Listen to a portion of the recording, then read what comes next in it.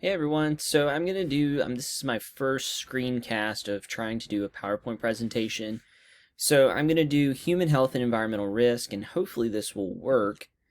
Alright, so I'm just gonna talk through these slides, and you can take notes on a sheet of notebook paper, or you can just listen. It's really kind of up to you. Alright, so on the AP exam, they're gonna ask you about various diseases and various risks and stuff like that. So there are health risks all around us. Uh, just being alive is a risk. All right, so the first step in understanding risks is to think about, what kind of categories are these risks going to fall into. So the first one is called physical risk. And it's basically like a natural disaster. A tornado could come out of nowhere, and, there's always that risk. Cultural hazards are things like you live in an unsafe area, or you work on a construction site, and it's really, it's kind of risky to be working there. Biological risks are the risks that are associated with the disease, and we all are really aware of that right now because of the COVID-19, the coronavirus. There's tons of risks. Like, you interact with people every day. You hand someone some cash. They touch the cash. And whoever had the cash before you did, they're going to just keep passing around those germs. And it's really crazy to think about that all these germs are just living on, surfaces, and we don't really clean them ever. So a disease is any impaired function of the body with a characteristic set of symptoms. So symptoms of the coronavirus include things like a cough. You have a fever, you have body aches, and body aches are where you just, you hurt all over for no reason and you feel tired. Lifestyle hazards are things that you as a person are making that choice. Like, you're choosing to smoke, you're choosing to vape, you're choosing to drink alcohol and stuff like that. And there are hazards and risks associated with that. And then finally, the last category is going to be chemical risk. And chemical risks are associated with exposure to chemicals. And there are natural chemicals and there are synthetic chemicals. And the natural chemicals, they're all around us at all times. Like, right now, I could be breathing in particulates. I'm breathing in allergens. I see some dust over there. My dog's behind me. He's probably got some pet dander in the air and that kind of thing. So there are a ton of risks that we aren't really aware of, but they're there. The number one risk in America, driving a car. It's really crazy to think about. All right, so let's talk about the things that are going to be caused by infectious diseases or biological risks. And I'm going to make sure this is recording. So let's click escape for this right now. All right, so since my video is working, let's keep going through these things. All right, so here are some of the infectious diseases. And infectious diseases are going to be caused by infectious agents. So the infectious agents are things like bacteria, protists, fungus, parasites. If you have ever heard of like a tapeworm, that belongs to the group, this thing's called helminthes. And then everyone knows about viruses now. So the most common virus in the world is the influenza virus. Right now it's the coronavirus, or the COVID-19 virus. The most common infectious diseases are respiratory infections. So that's one of the reasons why people are so scared about this coronavirus, because if you already have, an existing condition such as, let's say that you have asthma, or you have trouble breathing, you've got COPD, which is known as chronic obstructive pulmonary, COPD, can't remember the D, it's probably disease. What happens is you have a hard time breathing. So like my mom, she has this disease, it's called idiopathic pulmonary fibrosis, and what happens is it makes it hard for her to breathe. So her lungs, it's an autoimmune disorder, so it means that her immune system is attacking itself. So as her lungs become inflamed for no apparent reason, her body tries to fix it, and when it tries to fix it, it just makes it worse, and then it's decreasing the volume of her lungs slowly. So what happens is most of these things are respiratory infections, and it decreases your ability to breathe, and then you get a secondary infection, and a secondary infection would be something like pneumonia. And pneumonia makes it hard to breathe. The pneumonia is actually a bacterial infection. So that's what's happening with a lot of people in the coronavirus. They're getting this virus, makes it hard for them to breathe, and then they get a secondary infection like pneumonia. And pneumonia it's going to make it even harder to breathe, and eventually they have to be put on a ventilator or something like that. We've also talked about the HIV epidemic or the AIDS epidemic. Remember, HIV stands for human immunodeficiency virus, and AIDS is the condition. It's acquired immunodeficiency syndrome. So remember, HIV is the virus, AIDS is what you get after you have had the virus for an extended period of time. And then finally, there are diarrheal diseases, and some people may ask, they may say, well, how can a diarrheal disease kill you? Really, the way that it kills you, it just makes you so dehydrated that you die from complications due to dehydration. All right, so here are the most common things. So here's infectious diseases here that make up about 26%. Respiratory infections, HIV, AIDS. And a lot of times what happens is when you have HIV and AIDS, you get some other, like the common cold or some other infection, and that's what kills you because it has really worn down your immune system. The first guy actually was, and I use this term loosely, cured of AIDS. And the way that they did that is they replaced almost 100% of his white blood cells in his body using stem cells. And it was really intense and really insane, but they have cured him of HIV or AIDS. Cardiovascular diseases are a really large portion of Americans because a lot of Americans are overweight or obese and they don't get enough exercise. All right, so let's talk about an epidemic versus a pandemic. And an epidemic and pandemic, we're tossing those words around now. So when an outbreak of an infection disease is limited to one area, one geographic region, it's known as an epidemic. So if the coronavirus had just been contained to, let's say, Asia or Africa or somewhere like that, it would be an epidemic. But then once it has spread globally, it becomes a pandemic. So that's why everyone is referring to the coronavirus as the pandemic. So pandemic flu is going to be an outbreak of the flu around the world. Pandemic coronavirus or the coronavirus pandemic, that's going to be because it's around the entire world. So literally everywhere is suffering from this, the COVID-19, the coronavirus. It's really interesting. Africa has started to experience its first cases and things like that. So those are the difference between epidemic versus pandemic. They're just two terms you might see on the AP exam. All right, so let's talk about the most common infections here. So I call them the 7 deadly infections.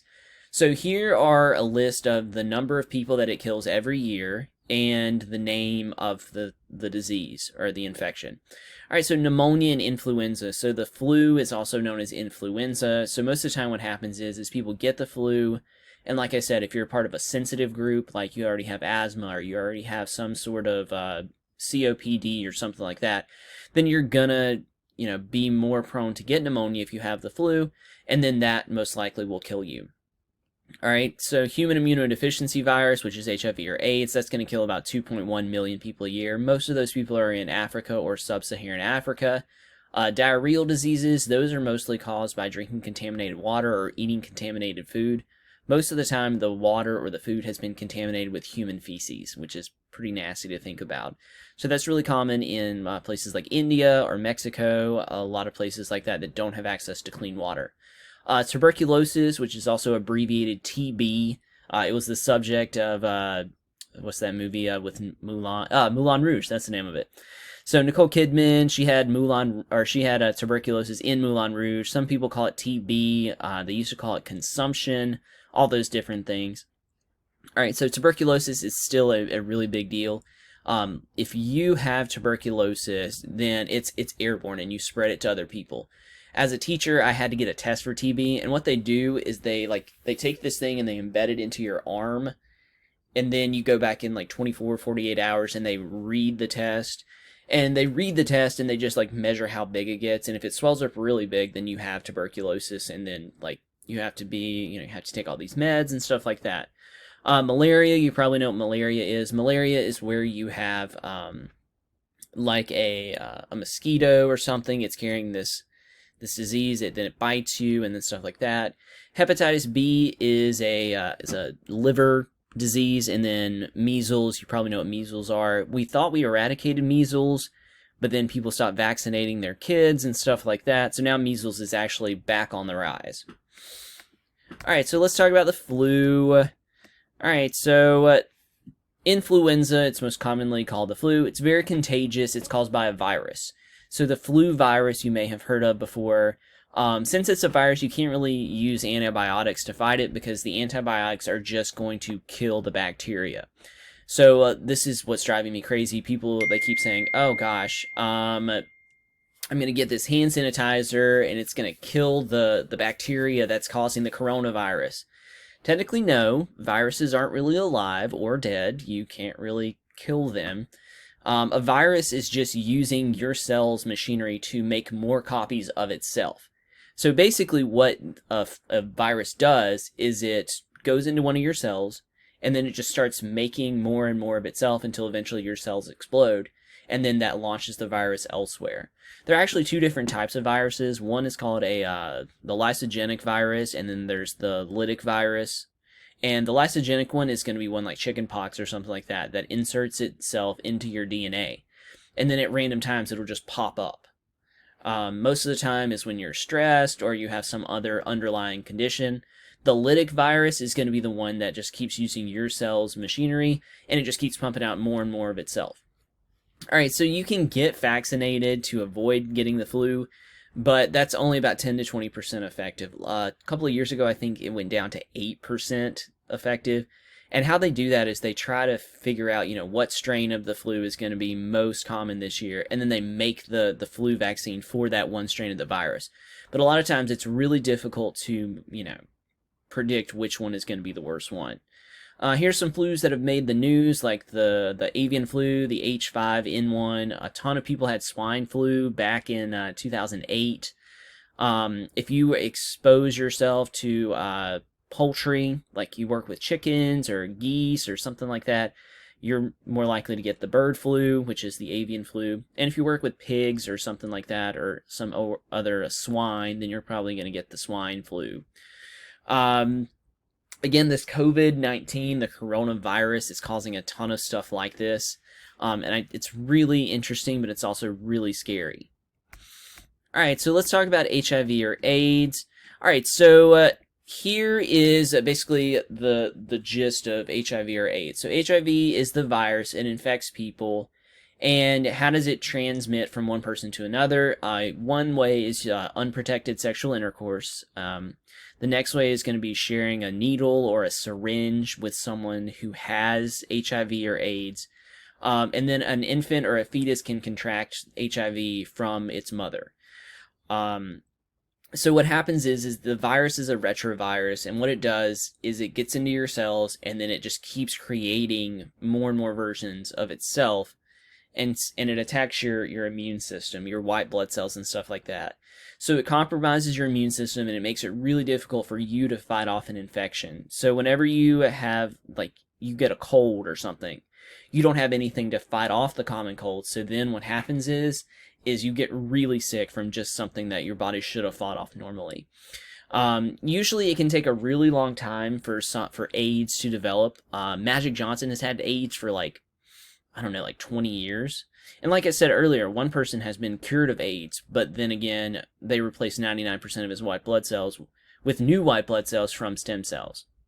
So is that really a viable strategy for everyone? I would say no. But, HIV and AIDS in America has significantly gone down over the past couple of years. The biggest places where it's a problem is sub-Saharan Africa and stuff like that. All right, so here is people living with HIV. So we've got sub-Saharan Africa here, and these are in millions. All right, so sub-Saharan Africa has about 22.5 million people, and the rest of these are, pretty low.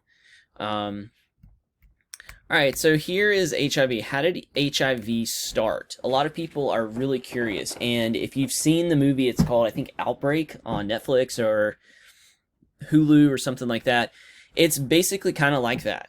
So until 2006, they had no idea where HIV had come from. And then people actually found that there was a really similar virus in Cameroon.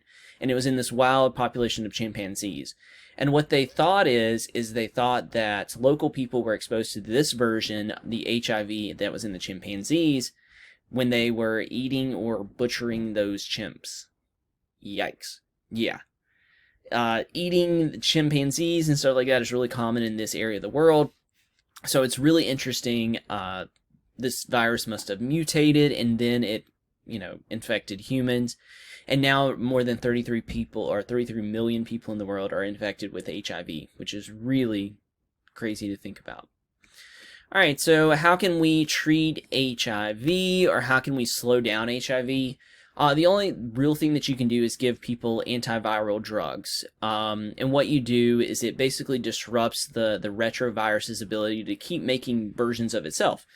And what it does is it tries to keep the virus population in your body really, really low. But one problem with this is that it is really expensive to keep taking these HIV drugs to, stop the virus from replicating. One thing that you can do is you can, avoid exposure to HIV. You can protect yourself.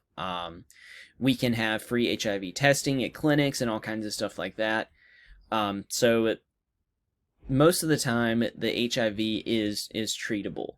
If you have HIV and you knowingly transmit it to someone else, then you could be sued for I think it's reckless endangerment, because you're exposing someone else to the virus and you are endangering their life by exposing them to that. There's a great episode of Law and Order SVU about it. So. All right, so let's talk about malaria, and I'm 100% sure that you have heard of malaria before. So I put a picture here of mosquitoes. It's a mosquito-borne disease that spreads this protozoan parasite, and it's called Plasmodium, or Plasmodium, however you want to pronounce it. So the parasite actually spends one part of its life inside the mosquito, and then the next part of it inside of a human. And what happens is the mosquitoes have the parasite. They then bite you to suck your blood, and then they transmit the parasite to you. And what happens is you eventually get like flu-like symptoms. They just don't go away. You only are tested for malaria. Excuse me.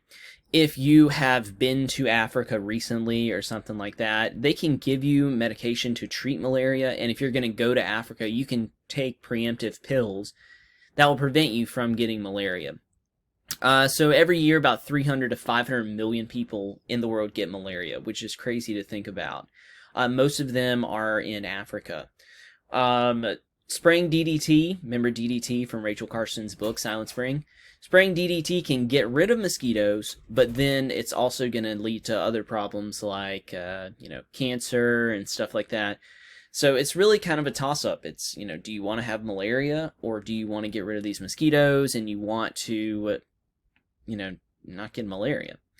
Malaria has been shown to, if you have, I think it's sickle cell. I think if you're, if you have sickle cell, you're resistant to malaria, or vice versa, or something like that. All right, so this is kind of an infographic that shows you about malaria. All right, so 247 million approximate cases of malaria each year. And the World Health Organization is sending all kinds of aid to, Africa and stuff like that to stop the spread of malaria.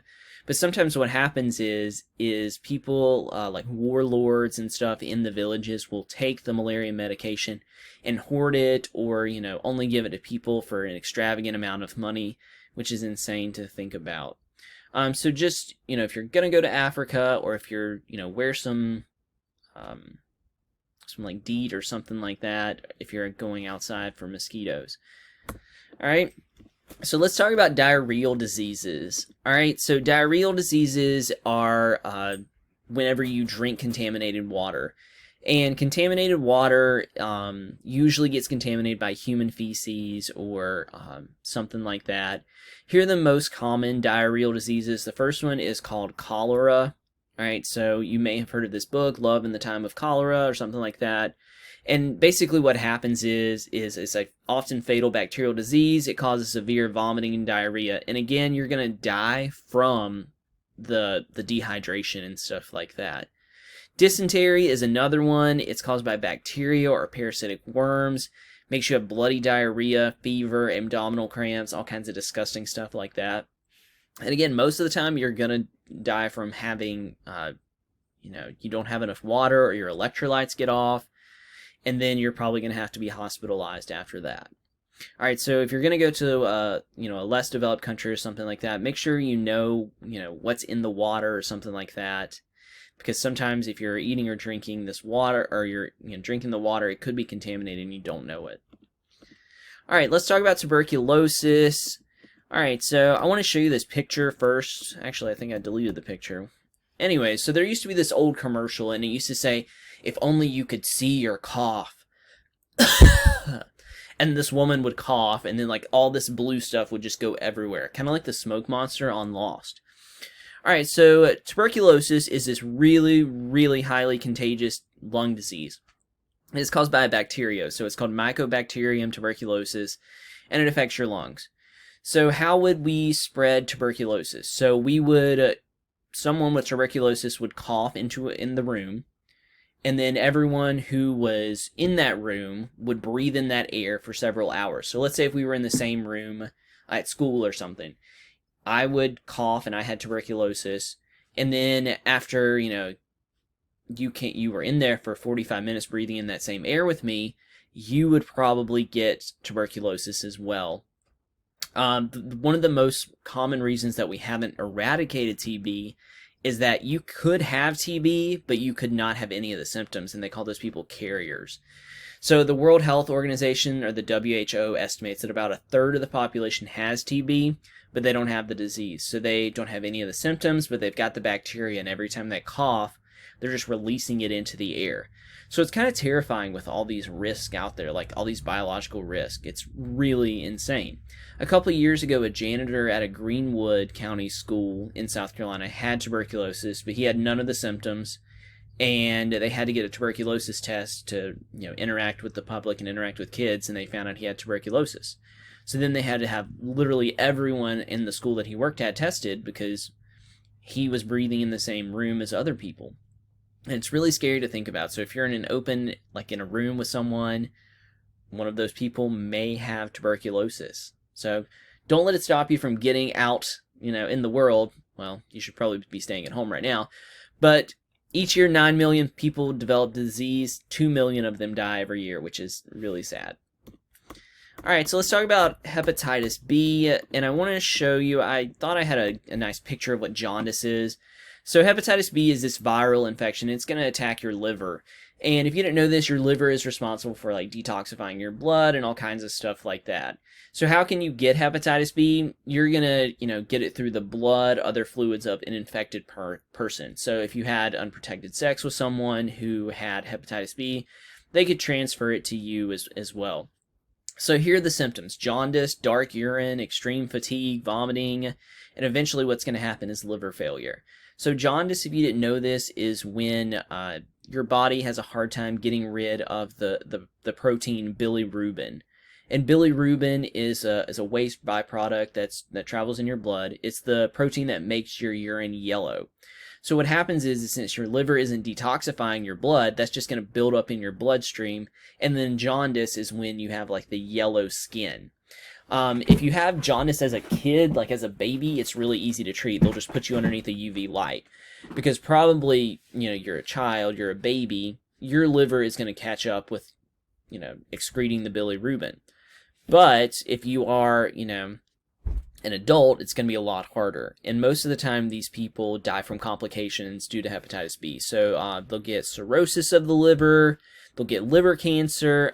You all have probably had hepatitis shots. I know I did. I think I got them in like 5th grade. So there's like a set of 3 shots, and you have to go back every so often to get these hepatitis shots. So most people are not going to get hepatitis B because they are, they've had the vaccine. There are 3 different types of hepatitis. There's hepatitis A, hepatitis B, and then hepatitis C.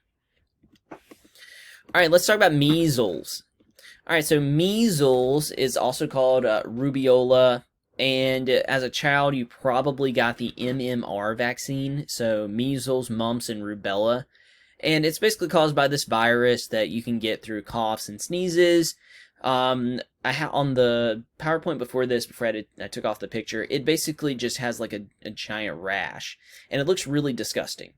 A lot of people nowadays don't vaccinate their kids against like measles, mumps, and rubella, so a ton of these diseases are coming back. So to the people who say like, oh, I don't want to vaccinate my kids, then you're accepting that we're going to have these, these diseases that come back after being eradicated for hundreds of years. So measles is really easily spread, especially in small communities if you have a ton of people who don't vaccinate their kids against these. And that's the end of my soapbox for that. All right, so let's talk about West Nile virus. West Nile is really interesting, and a couple of years ago it was really popular, like in the news. So the West Nile virus is living in all kinds of species of birds. It's transmitted by mosquitoes, so we've got these mosquitoes again. They're transferring diseases on and stuff like that. And the virus is really, deadly to certain species of birds, like crows, blue jays, American robins. If you didn't know this, crows and blue jays are actually in the same bird family, which is weird to think about. It's called, I believe, Covidae, and it's the same bird family. The first human case was in New York. In West Nile of Uganda. Then it moved to New York. Eventually, what happens is it causes inflammation of your brain. Your brain starts to swell. Inflammation is just where things get red and they start to swell up. And your brain only has so far that it can swell because, it's locked inside your cranium. And when I say cranium, I mean skull. So killing mosquitoes is going to lead to less West Nile virus. A lot of people in Africa are doing this by DDT. So remember, DDT is good for me. Technically, it's not. But, would you rather have West Nile virus or would you rather have DDT? I don't know. It's kind of a catch-22. Catch-22 is a book where, you have to choose between two options that seem almost impossible. All right, let's talk about mad cow disease. So all of these diseases, it's really interesting. A lot of people have been terrified by these diseases, and it's really interesting. So mad cow disease is also known as bovine, which basically means cow, spongiform encephalopathy, BSE. So what happens is there are these proteins in the cow's brains, and they're weirdly misshapen, and they call them prions. And these prions, they aren't really well understood. So a lot of people are doing research on them. So what happens is you have a misshapen protein, and then it causes other proteins to morph into the misshapen ones too.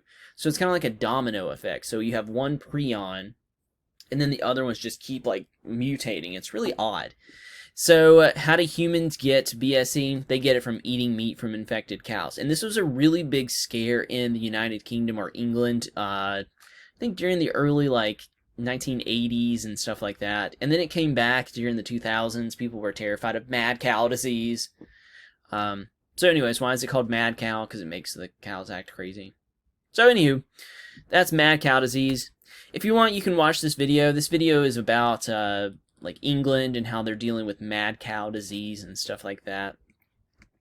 All right, and then lastly, we're going to talk about Ebola. I didn't really have time to update this PowerPoint to have things about COVID-19. So Ebola is also known as Ebola hemorrhagic fever, and hemorrhagic just means hemorrhaging, which means you're leaking blood. It was first discovered in Congo near the Ebola River, and there was a giant outbreak in 2014 that killed tons of people. It was really, really lethal. If you contracted it, it was 50 to 89% you're going to die. What happened was you would have a fever, you would feel nauseous, and you would throw up, and then eventually you would have internal bleeding, and then you would die within 2 weeks. Really insane. It was caused by a virus, but it was a really weird looking virus. If you have time, look it up. It's really interesting. So scientists don't really know where it came from, or how it came to be, or how it infected humans. But it came and went, and then people aren't really terrified by Ebola anymore. So in 2014, 2015, people were terrified they were going to get Ebola. It was kind of like the COVID-19 or the coronavirus is now. If you really think about it, there's all kinds of diseases out there that people were terrified of. So there was mad cow, and then there's Ebola, and then there was swine flu. And then back in the early 2000s, right after September 11th, people would mail this white powder in an envelope to members of Congress, and it was anthrax. And then they would open up their mail, and then the white powder, they would breathe it in, and then they would be poisoned with anthrax, and then it would kill them. which is crazy to think about. Alright, so here's another really cool video about the Ebola virus. This is from 2014, so hopefully you can, you'll watch it and say, wow, this is really crazy, really interesting. And that looks like that is the last slide for this video, which is really interesting. It's really sad. So if you're curious about, the coronavirus or about pandemics or epidemics, ask me some questions. Hopefully you found this video interesting. Hopefully it's not too long. You can fill in the Google Doc worth of notes, or you can just watch the video. I feel like I've got a lot of good information, and if you have any questions, please let me know. Have a great day.